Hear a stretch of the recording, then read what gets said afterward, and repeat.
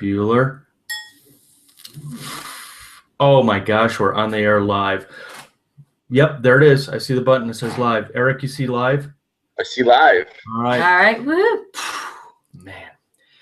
Welcome to another episode of Blending the Family, the podcast. Man, I'm having a bad hair day. If you can see this on YouTube, I'm sorry. But I did shave. I am your co-host, Tommy Maloney. And I'm Ann Stelling. And we have a very special guest on our show today. Before we do that, for those on YouTube, I need to give a shout out to my Chicago Blackhawks. They won. They beat Minnesota last night 4-3, going on to the next round, probably against Anaheim, and it's going to be Duck season.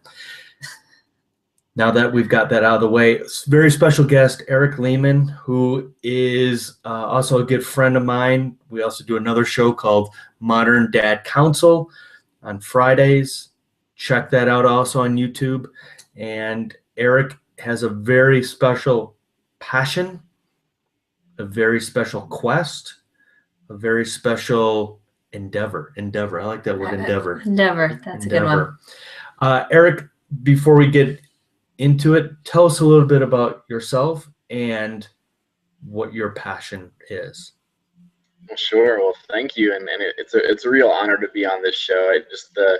The Modern Dad Council and just kind of the winding relationships that get me to meet great parents like you all has been a real blessing to my life. So I'm just really grateful about that in the beginning. But I'm also the father of three amazing kids. They're 14, they're 12, and they're 10, and two girls and a boy.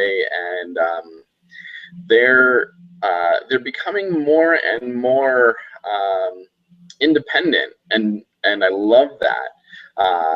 And as they become more independent, I feel it's important to use the fewer moments that I have as a father to impact or impart my values with them, and not necessarily confirm that we share the same values, but really see where my values and theirs align, and see how we can kind of love each other along the way. So, but sort of on the outside of the idea of being a father of these three amazing kids, something happened a few years ago when the Sandy Hook shootings happened in Connecticut.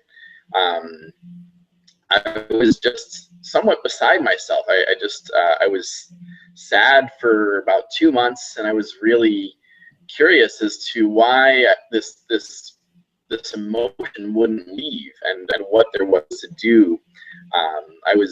I meditate every day, but for some reason I wasn't allowing the sadness to enter into my meditation. But one day I just kind of did a 180, and I said, well, I'm just going to take all this sadness and what I've been feeling about these kids and just dive into my meditation with that energy. And what showed up was this image of kids carrying nothing but a violent video game as their ticket price into a series of uplifting events that that haven't fully swept the nation yet, but they're starting to sweep Ithaca, New York, where I live.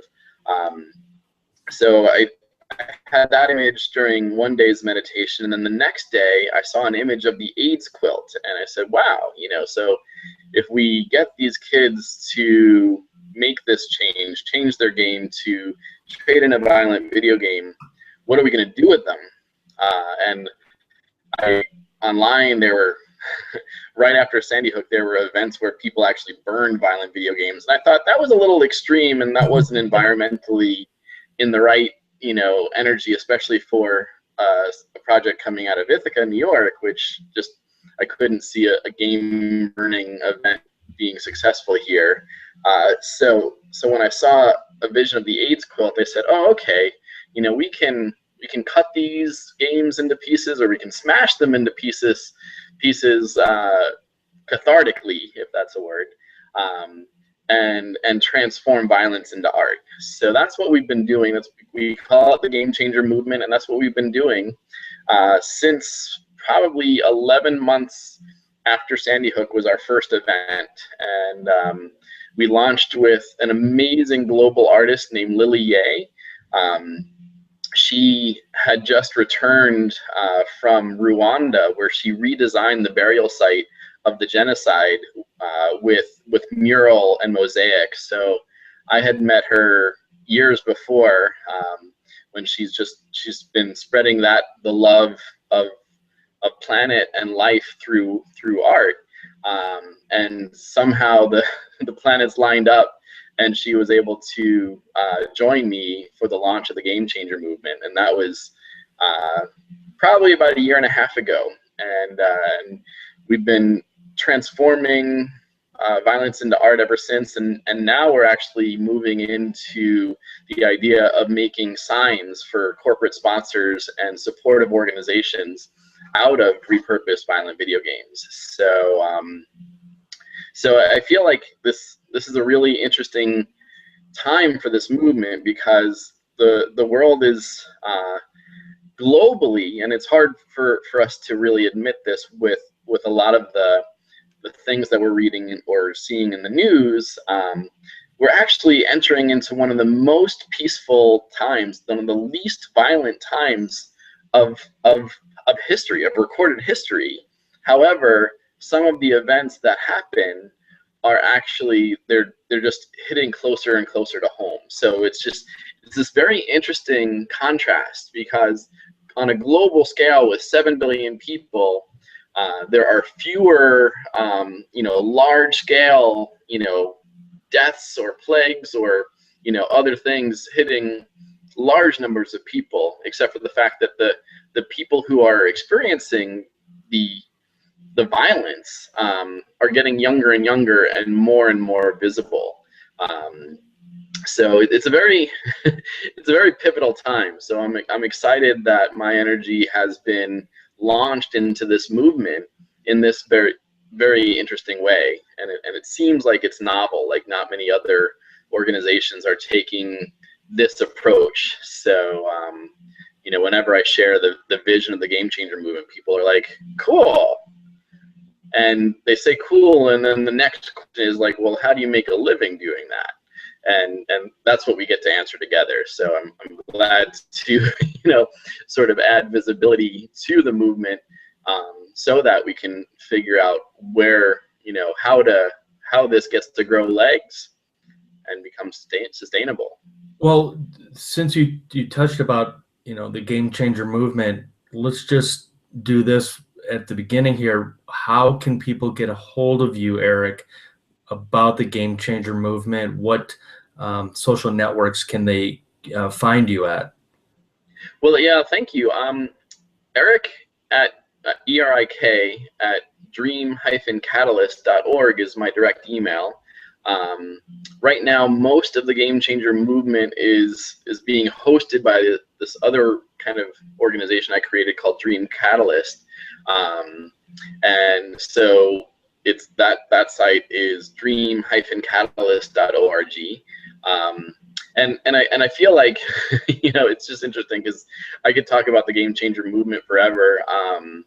And I guess in sharing more about who I am, and one of the reasons that I've sort of been given all this pay it forward energy, like just wanting to dive into service, is when I was 17, I was in a very interesting family situation, and I wound up experiencing time in a homeless shelter. So my senior year in high school, I spent the first about a month and a half in a homeless shelter before my best friend's folks took me in, and then they wound up putting me through Cornell University. So wow. So I mean, I experienced a whole bunch of miracles, and so a lot of pay it forward came into my system from there. So I think that's the challenge, is like when I share my story or even my vision, and I do it with a smile on my face, people are like, Erik, I'm angry, and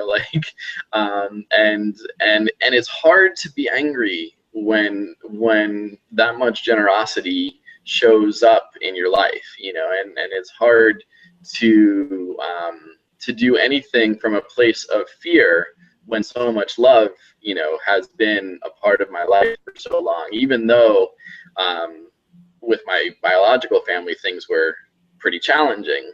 So, so it's a time of great contrast, and it's, I guess what's really interesting is, like, the more we talk about life, everyone realizes that the only thing we can count on is change, and so that's why I created something called the Game Changer movement. And whenever I create business cards, I call myself a change agent, because the truth is, like, I really understand change, and change doesn't frighten me the way it frightens others.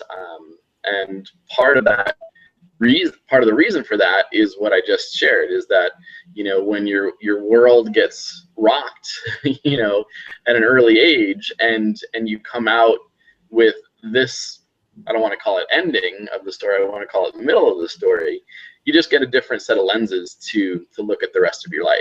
So so yeah, I mean, that's kind of a 25-year recap of this kind of energy.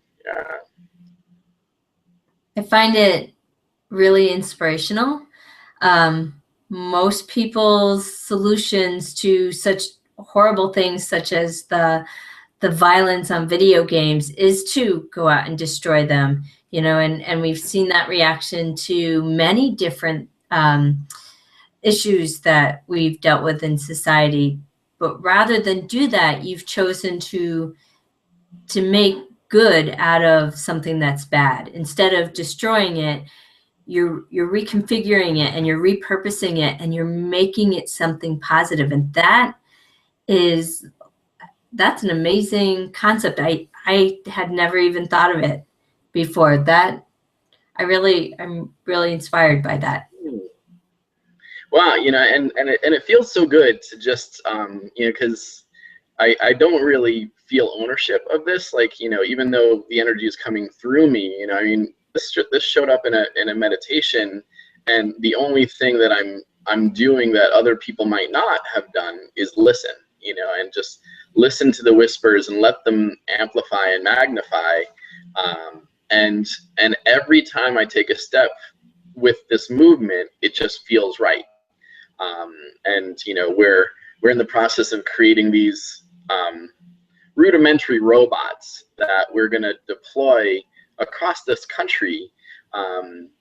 That are, the reason I bring it up is that they're sponsorable. You know, we're figuring out what it costs to make the prototype, and then we're going to figure out what it you know, how we can deploy these robots all over the place. And the main function of these robots is to collect violent video games, you know, at all the locations where they're deployed. And when we get them sponsored enough, there's also going to be, you know, when a youth has the courage to trade in a violent video game, they're gonna make a sound. So hopefully they'll make the sound of a heartbeat, because we call it the Repurpose Your Heart Drive campaign. So you're saying, yeah. Let me hold on. So you, like, an R2D2 type robot, you know, is going to be in a community, and kids are going to come up and give this robot their violent video game. Is that what you're saying, Eric? Well, it's a lower tech R2D2. You know, it's like the first one we made out of galvanized steel, that was new metal, but we may eventually, you know, do a repurposed, you know, metal robot, you know, where we piece together a whole bunch of different pieces of metal that are considered garbage by others. But literally, it's just a hollow container that's going to have a voice box, and not necessarily remote control or anything, but basically it's going to have a hinge and a lock, and so that it's a one-way situation where a kid can trade in a violent video game. And then what we really want for kids to experience is a true trade, you know, where all of my friends who are authors or toy makers or people who run maker spaces all over the country will donate, a week's or a month's membership to a maker space in exchange for the violent video games that the kids are trading in. Because I believe we learned in the 80s that just say no is not enough. We can't just take an addiction. I mean, we're addicted to our screens, and we're addicted to violence. And the other thing that we're addicted to in a good way, but it kind of comes out in a manipulative way in these video games, is we're actually addicted to a feeling of significance. I've been spending some time observing kids playing different spectrums of games, including Grand Theft Auto. But I was watching my friend play college football the other day. My friend's son played college football, and he screams out from the living room. He said, "Daddy, I just caught a 57-yard pass." And it was a very interesting moment, because he internalized, he felt significant. And he felt so significant that he needed to say, "Daddy, I caught a 57-yard pass." And he was talking about a virtual experience that he was having playing college football for the Michigan Wolverines or whatever. So and that was kind of this interesting moment of, this is where kids are starting to feel significant. And how do we help kids feel significant in non-virtual environments?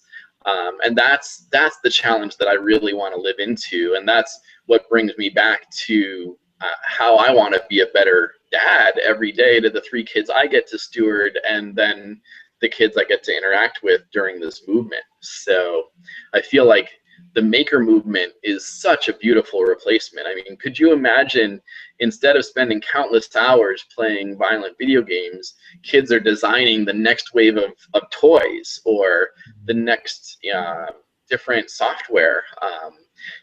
I've been working with that my friend's dad, or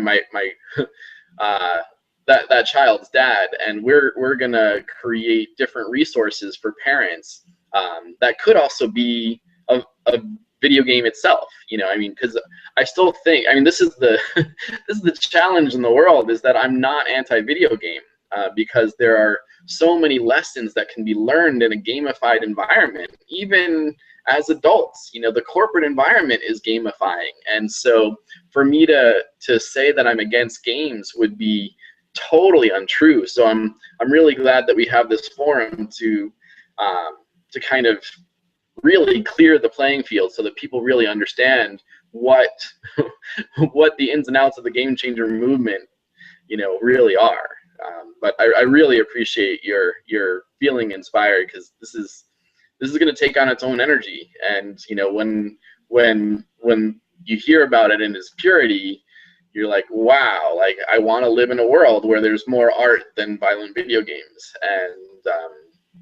and anyone can be a part of that. So that's the fun part when you think about the maker movement and how easy it might be to join that. So yeah, I'm excited.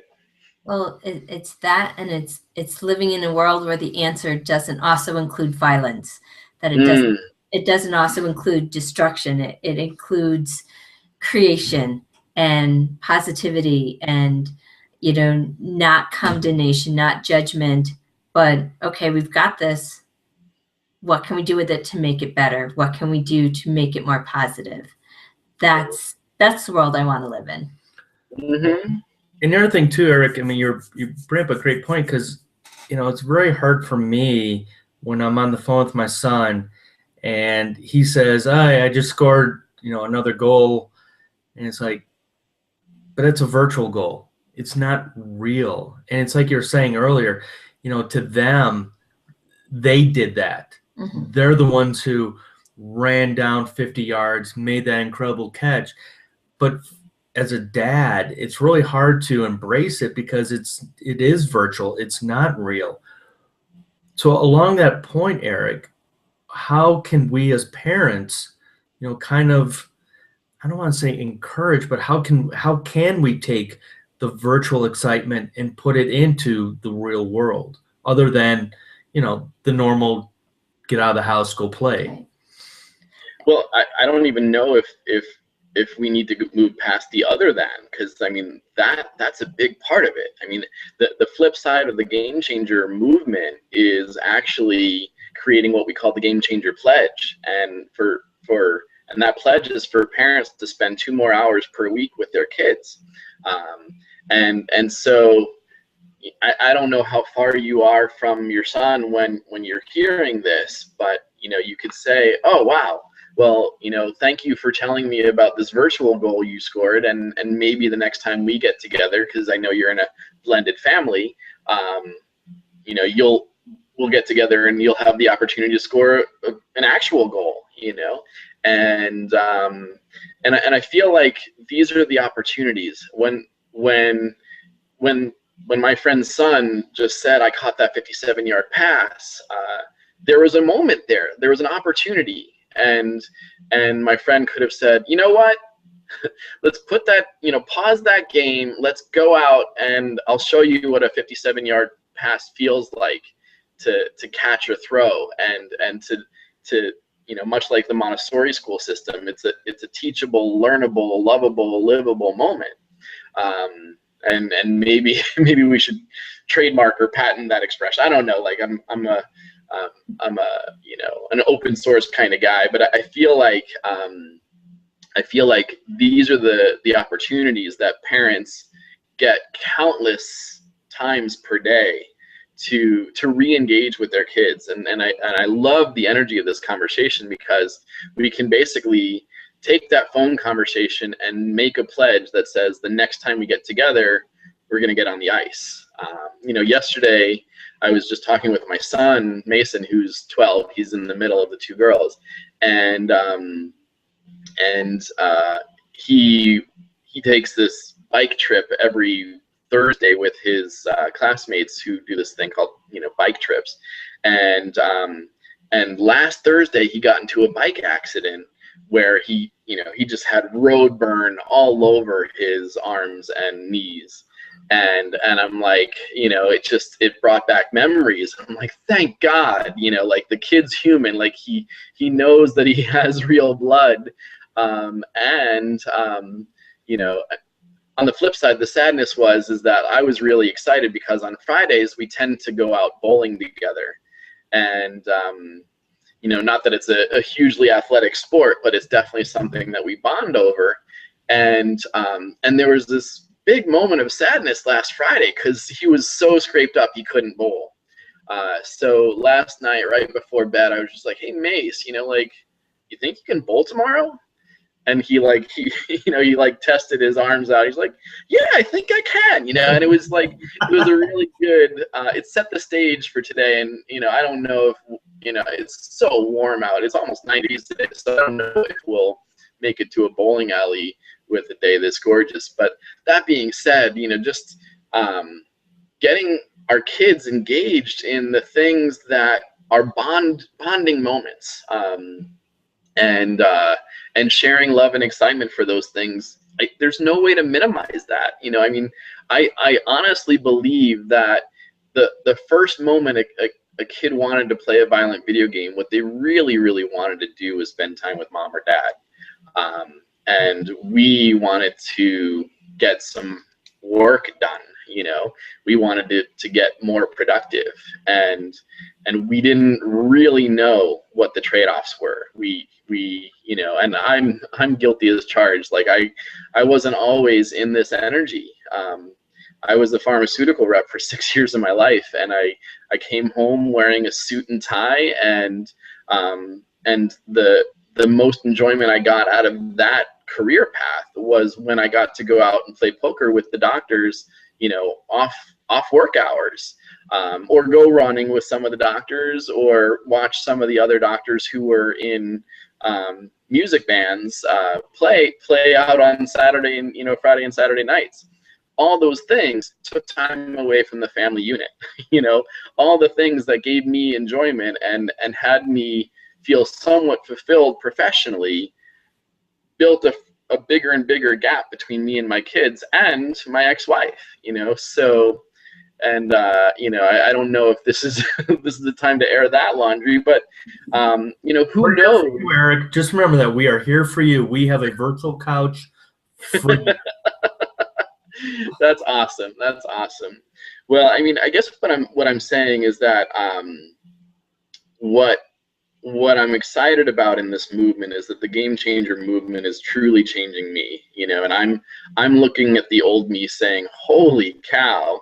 And I'm also saying, well, if change can happen in me, then it can happen in any other dad out there, because there's nothing hugely special about me that makes, me, you know what I mean? Like, as special as I know we all are, we're all just as capable of change as the next person. I might have been, my pump may have been primed, for that, because I've known change at a very early, age. But we're all capable of this, and I feel like that's the important part to know. So, but I'd love to explore other opportunities, but like I don't want us to take ourselves off the hook.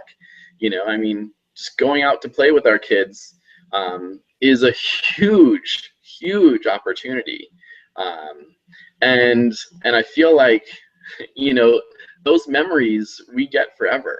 I mean, you're gonna remember the time where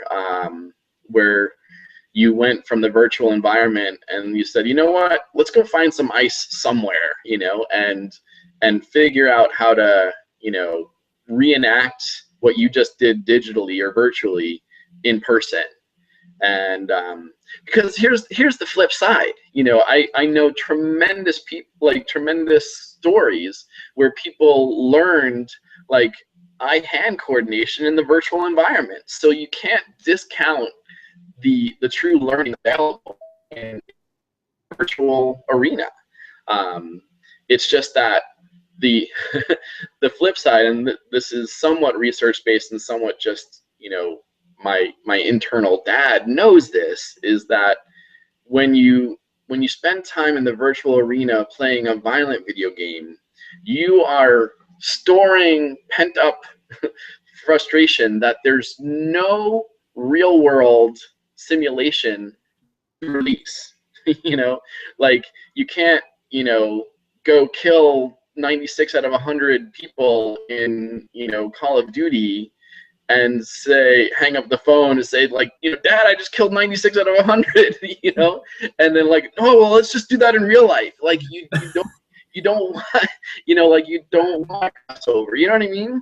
So I think that's where we're crossing the line. So so that's why one of the things that I want to see happen is a video game that has just as much adrenaline rush as Grand Theft Auto, just as enhanced digital environments as Grand Theft Auto, but no killing, and don't need to like beat someone up in order to acquire their car, like I think that's where the line gets crossed, and it doesn't have to, because I think the more and more I look into these games, the thing that is the most addictive, that gets back to that whole significance part, is just like when a kid can say, Daddy, I caught a 57-yard pass, and we don't want them to say, Daddy, I just killed 96 out of 100 possible kills,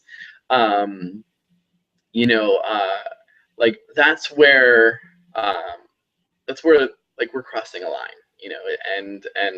and because there's so much personal significance ascribed to those moments, and without that conversation, imagine if a kid was playing Grand Theft Auto or Call of Duty and didn't have a dad or mom saying, what are you up to, son, or daughter. I mean, like, this is not just a masculine problem or challenge. I don't like the word problem. It's just, but you know what I mean? So like, I think it's a really important conversation to have. And I think that's the other opportunity is, you guys are in a blended family and you care. And there are other parents who consider themselves too busy to even ask the questions that you guys are asking. So, you know, what do we do for those folks? And, you know, these are not the things that keep me up at night, but keep me wanting to be more and more creative, so that we create a vision that loves everyone in this equation. You know what I mean? Absolutely. And I think your timing is perfect.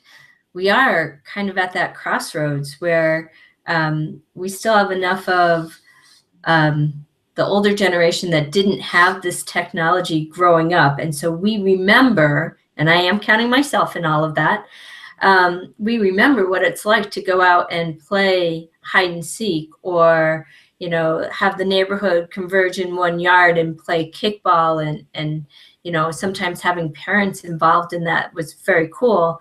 To now we have this technology, and one of the unspoken purposes of technology is to remove the human factor. You know, when you no longer even have to talk to a human being to order a sub to be delivered, you're removing the human factor.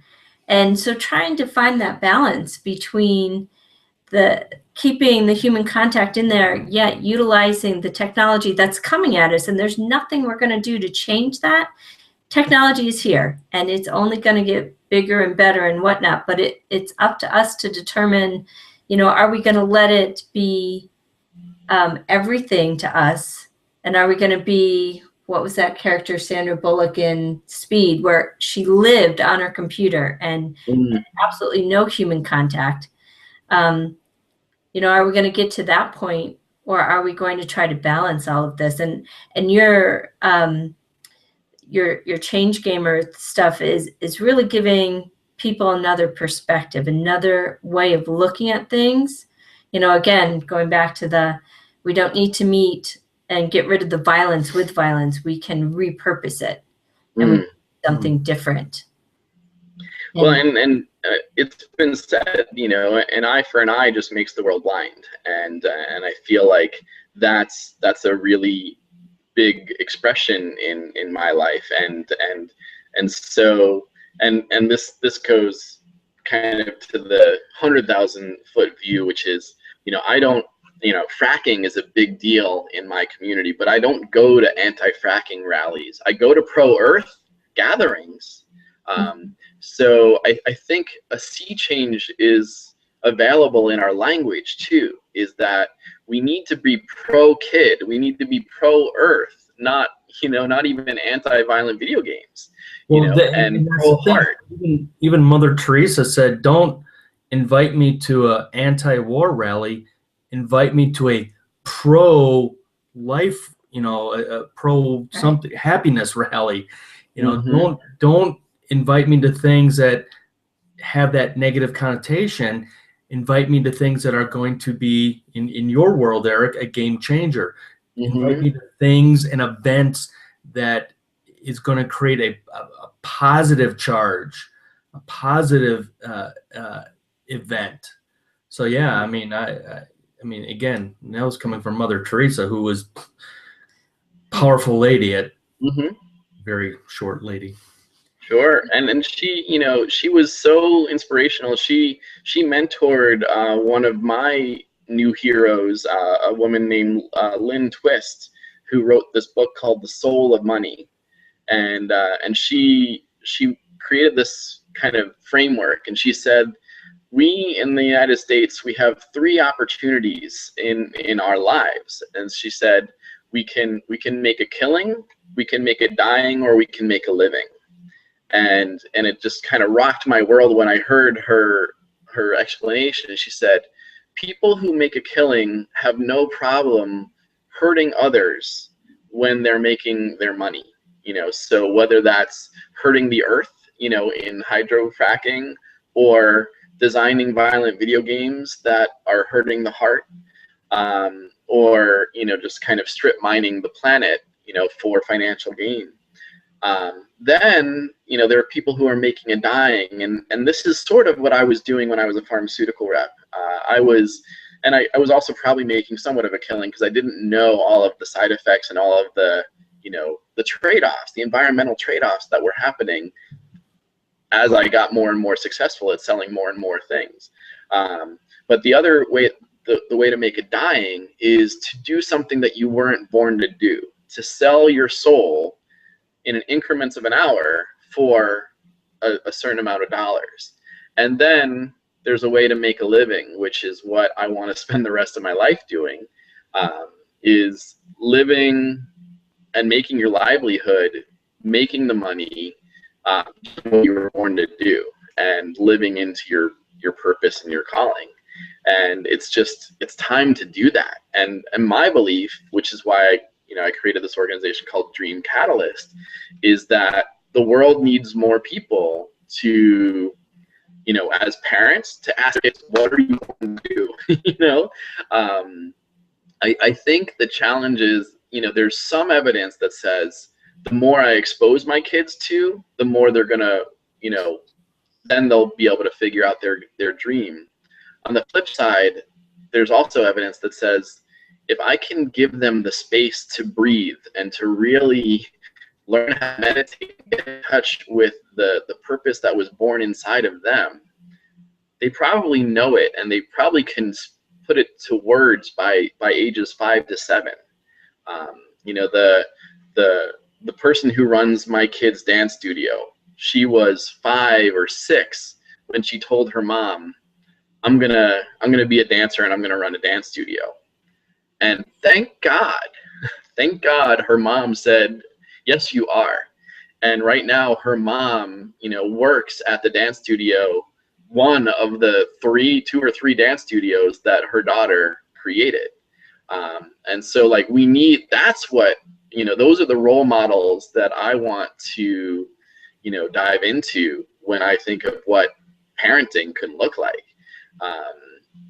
And it's not like she needed to go to college in order to do that. She just needed to have mom or dad say, you know what, that's a valid dream and I believe in you.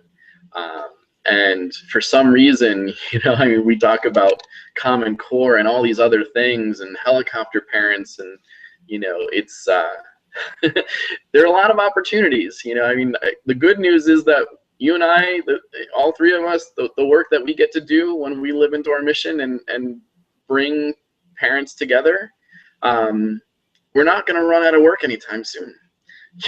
So I feel like that's the good opportunity, and I think the other opportunity is to still go to sleep feeling accomplished, feeling that we did one more thing towards our dream.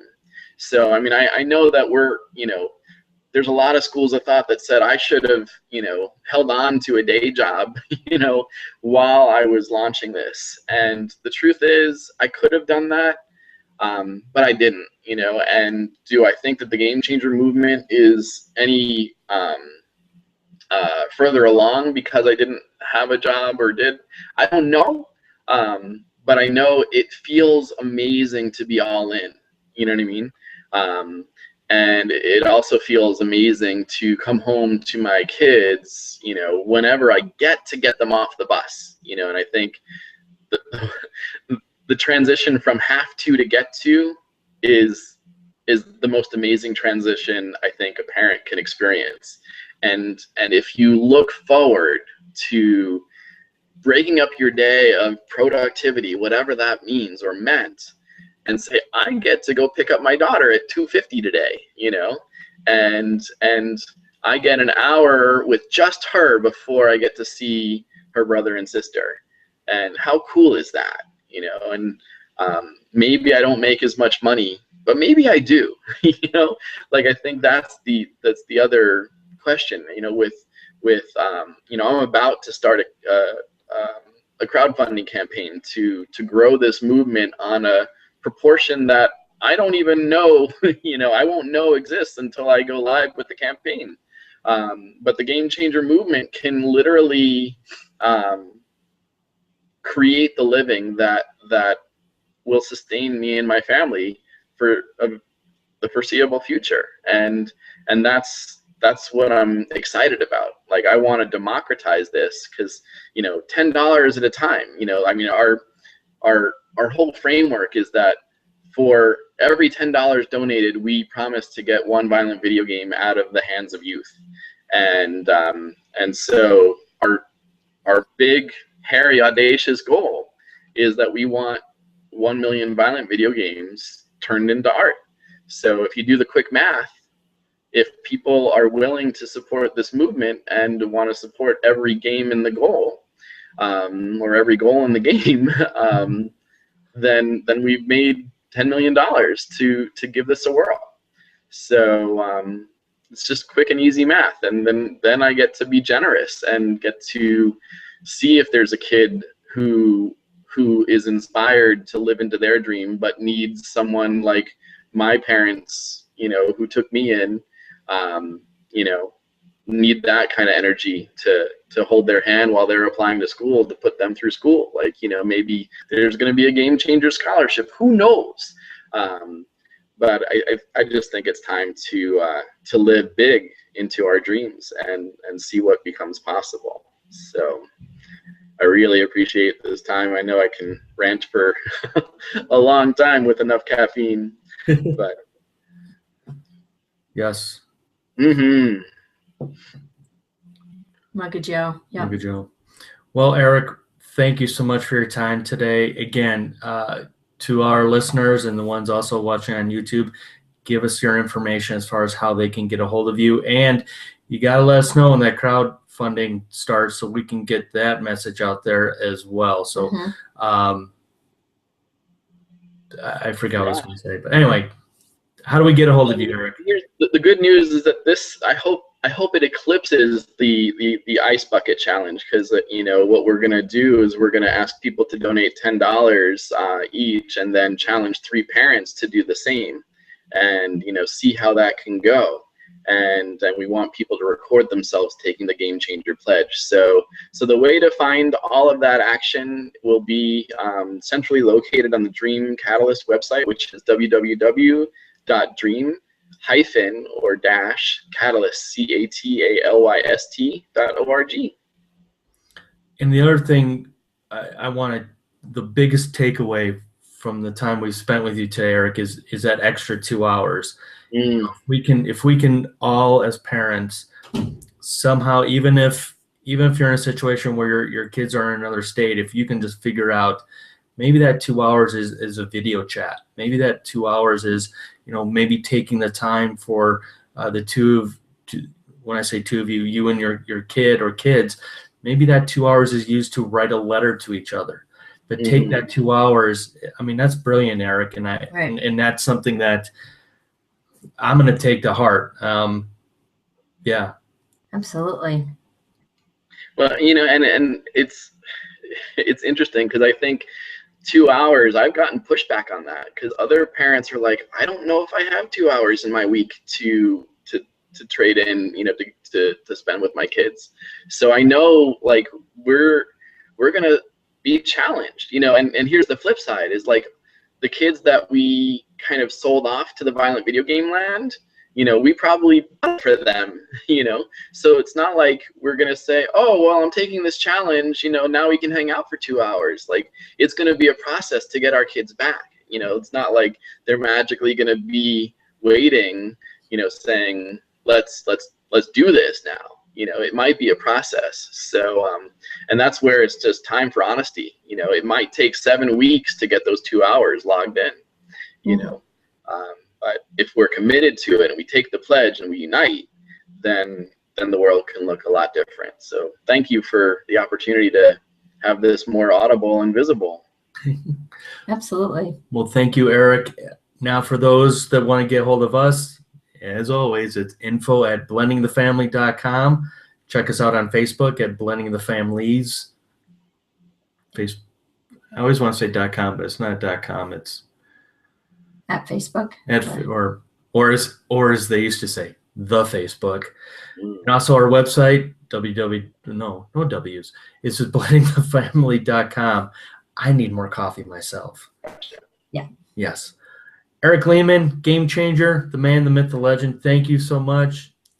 Thank you very much for the inspiration. Thank you for sharing it. This is awesome. Yeah. Until next week. Adios.